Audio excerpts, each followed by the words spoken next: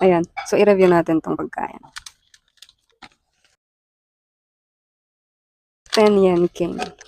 Actually, right off the bat. Oh, sobrang mahal niya. 120. Isang piraso lang to. Wait lang, alcohol.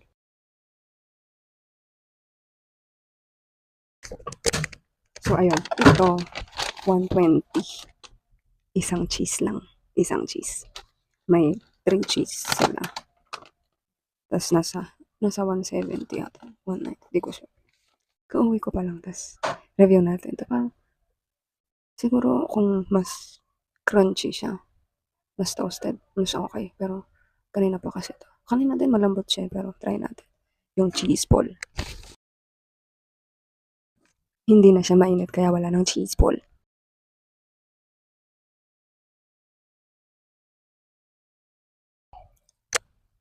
May nalagyan siya. Kaya don't you worry.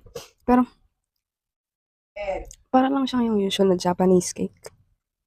Pero yung cheese, mozzarella.